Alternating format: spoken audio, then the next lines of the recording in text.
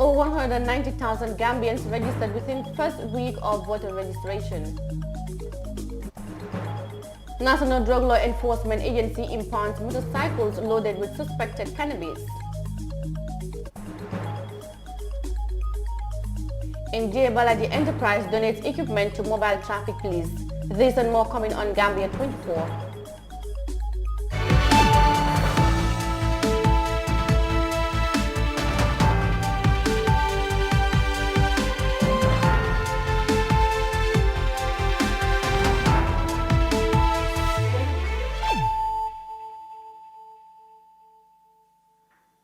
Good evening, this is Gambia 24 News with me, Mariama Cham, and thanks for joining us. The Independent Electoral Commission has announced the number of people who have registered for the first week of voter registration across the country. In the week spanning 29th May to 4th June 2021, over 190,000 people so far have registered, comprising 109,675 female and 81,834 male. We have more in this report by Khadija Seka. Gambians will go to the polls in December for the nation's sixth presidential election since independence. Citizens across the country are gearing up to fulfill their fundamental rights of voting by getting a voter's card. The about month-and-a-half-long voter registration exercise began on May 29th, and the IEC has already published the breakdown of the provisional statistics of voter registration in the first week. According to the date, at least 191,509 people has been issued voters' card. Out of the total, 109,675 are female and 81,834 are male. And by region, Birkama has registered the highest number of those registered, followed by Kanifing and Janjambure.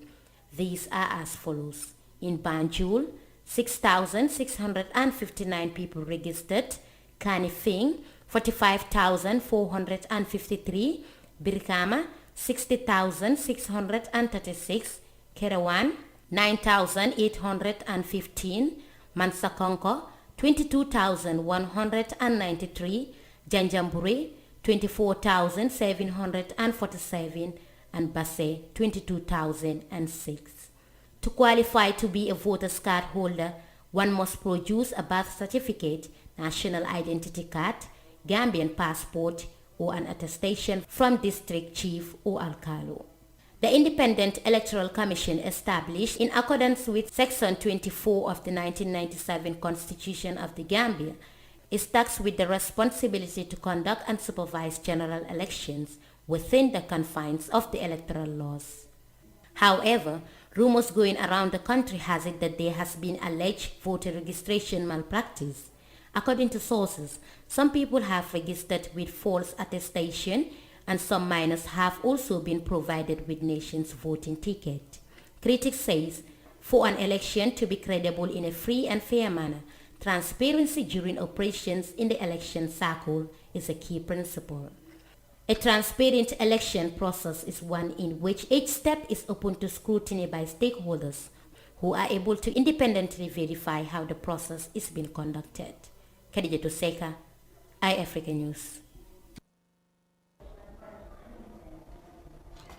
Operatives of the National Drug Law Enforcement Agency in the West Coast region on Sunday ambushed two motorcycles suspected with drug crimes. What is understood as undercover operation was launched in the outskirts of Bajiran, a border village with southern Senegal. Drug enforcement officers impounded two motorcycles fully loaded with 181 bundles and some quantities of suspected cannabis sativa. Binta Jallo has the rest of that in this report. This operation stemmed from a similar interception of suspected drugs last week by the National Drug Law Enforcement Agency in what appears as a first fight against illicit drug and trafficking in the Gambia. The undercover method is usually the final resort to hold major players in the drug trafficking web accountable for choosing the opposite side of the law. The one done over the weekend resulted to interception of what is suspected as cannabis sativa bound for further peddling or consumption in the Gambia. Although from the southern Senegal, it was not established as to the source of the suspected drug and from whom it was packed. One of the motorcycles failed to display a valid registration number while the other don't have any legal identity at the moment of their arrest. Both suspects are currently at large, while investigators probing into the matter are closely working with the police to establish ownership of the motorbikes. The Drug Demand Reduction Officer NCA3 Lamin K. Bojang said the agency is not just stopping at the arresting stage as their efforts are being supplemented with training of health workers to help rehabilitate victims of drug abuse. So some of them are only after the monetary part of it. There are some pushermen, like we call them pushermen, people who are involved in these things. They don't even smoke cannabis. They only sell it to have money. So they entice young people, lure them into using it until they get addicted. And once they get addicted, they cannot easily quit. So once you get addicted to these drugs, to quit is not an easy thing. You need an assistance from a rehabilitation center, from qualified personnel to help you. Right now, there are people that Drug Law Enforcement Agency have trained together with mental health unit of the Medical and Health Services and some social workers from the social welfare. They've done a one-year training on addiction to serve as addiction professionals. But we are planning to have a rehabilitation center where young people that are addicted to drugs will be taken into and then assisted so that by the time they come out, they will be able to fully, forget about drug abuse and so on and then concentrate on something meaningful. NCA3 Jobate advised youth to stay away from drugs, urging them to engage in something more meaningful than taking the risk in drug. The advice I want to give to the young people of this country is that we can live without drugs and we can be successful without drugs. We can enjoy our lives without drugs. So what I want to tell them is, let us just turn our backs towards cannabis and related activities, drugs in general. On the issue of disposal of the drugs seized from dealers, Jobate had this to say. That's just an assumption by people who don't know. I think the best thing they should have done is to inquire from Drug Law Enforcement Agency what happened to these drugs. Now, these drugs, what happened to them is very simple, because they move from one state to the other. Like if drugs are arrested, they are with they are under the custody of the Drug Law Enforcement Agency. But once the matter is taken to court, because these are substances that you need to present in court at least to substantiate your claims against the individual. So once it is at the court, it is under the custody of the court.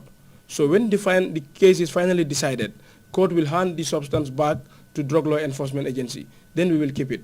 Then at the end of the year, cases that have been decided and concluded by the court, a day is selected when we invite the general public, and the day is called Drug Destruction Day.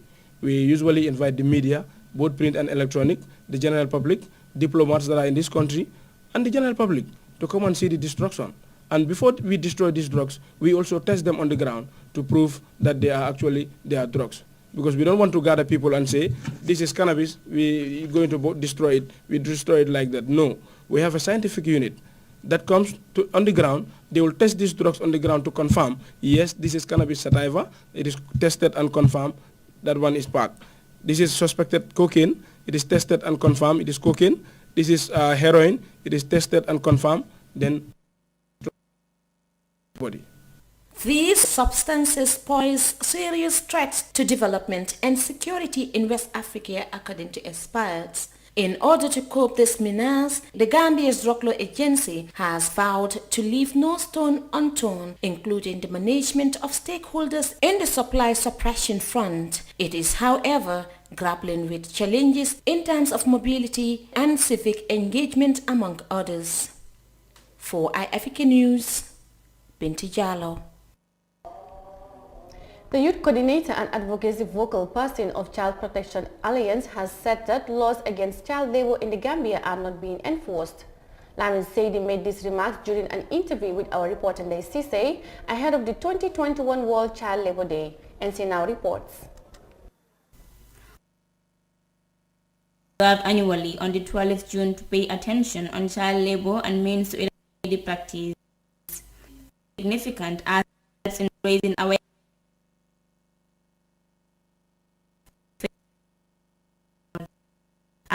liberation draws nearer. The youth coordinator and advocacy focal person of Child Protection Alliance, Lamin Kesedi, is of the view that laws against child labor in the Gambia are not enforced. He called on authorities to refocus attention in protecting the rights and welfare of children in the country. So we have very good laws, but implementation, enforcement of laws, they have set out clear punishments for people who even employ children. I mean, there are clear court provisions, but they are not enforced. They are not monitored. Frameworks are not there to have. In different children could be seen as breadwinners of families who rely due to high levels of poverty. Child Protection Alliance officials urge parents to by all means prevent their children from engaging in hard to the poverty stage. Parents have to understand the consequences of their actions. I mean, taking children responsible for their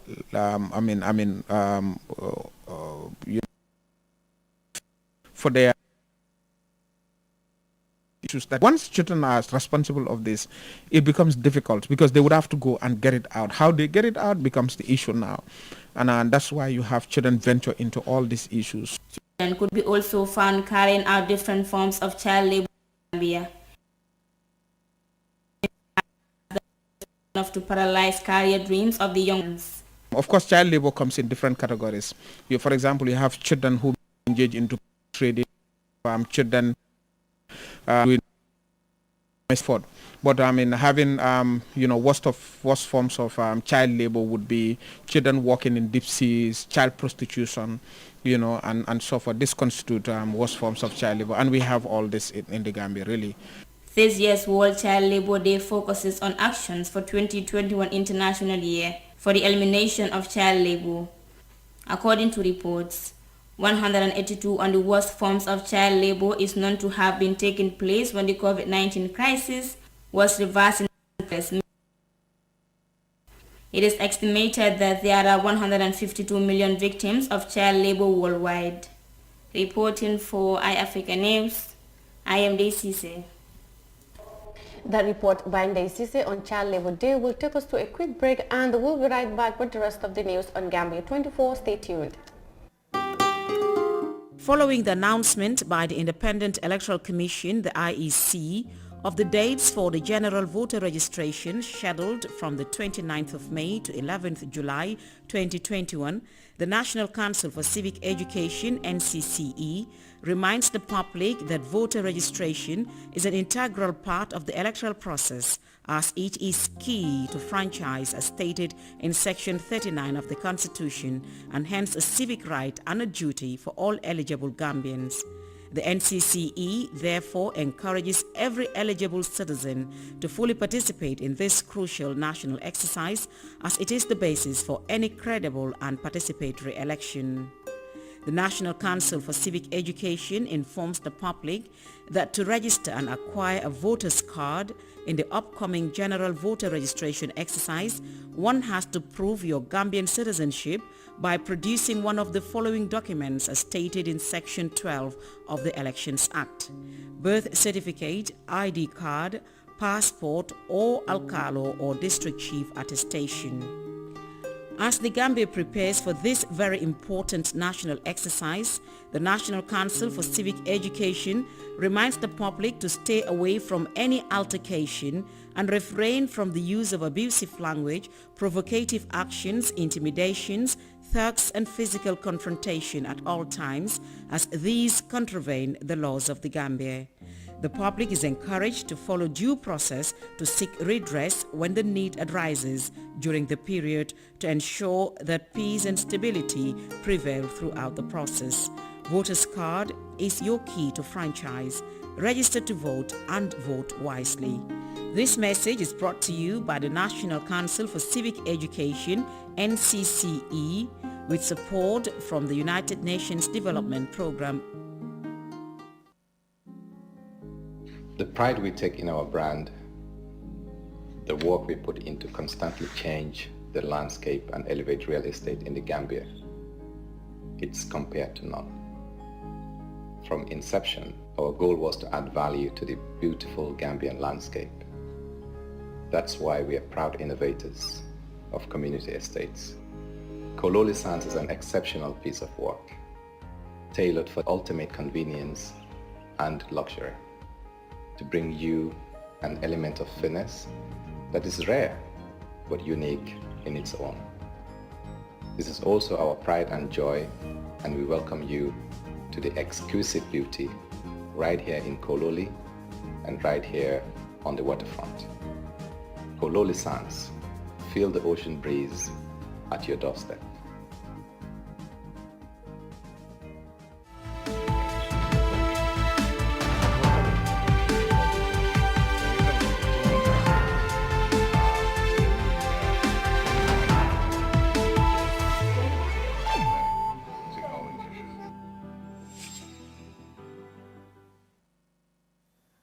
Welcome back, and this is still Gambia 24 News. J. Balaji Enterprise on Tuesday donated assortment of equipment to the Mobile Traffic Department of the Gambia Police Force. The goodwill gesture includes high visibility traffic jackets, traffic cones and solar touchlights. Details of that in this report. Despite the many concerns and complaints on routine traffic congestion hindering movement of goods and services within the Greater Banjul area, the role of traffic police is on increase in demand. Assistant Inspector General of Police Ibrahim Abbar received the material support as a timely intervention for the traffic department. He unmarked J. Balaji as a regular supporter of the police with the needed materials in the law enforcement drive. This gesture is a clear demonstration of your commitment to national security, because national security, the police is always taking a lead in national security. Anybody coming to the assistance and support of the police has a stake in making sure we have a crime-free society. The equipment donated today, as highlighted by the MC, ranging from traffic cones, reflector jackets, flashlights, etc., we go a long way in enhancing the operational capacity of the mobile traffic department. As we all know, traffic and traffic issues have become a nightmare for the Gambia, particularly in the urban area, and most notably during the rush hours. Ram Mohab, the Honorary Consul of India in the Gambia, acknowledged the hospitality of the Gambians, paving a strong bond with Indians living in the country. He commended Mr. Balaji for taking it upon himself to empower the police in his own little means on behalf of the Indian community in the Gambia. I would like to commend especially Mr. Raja Narendra and Mr. Cham of J. Balaji Company here, who have taken this effort to bring about this equipment as a gesture of the solidarity that the Indian community shows. He has invited other business leaders and has excited us to also contribute something to this effort. So here this little gesture is not the end of partnership. It is, I think, a larger beginning. I think more companies seeing what J. Balaji is doing here will come forward with much more in the near future. As the primary domestic intelligence, security and law enforcement body in the Gambia, the police force is expected to deliver its services to the people on a 24 basis, with the traffic department becoming what people cannot go without. For iAfrica News, I am Fatoumata Kasim.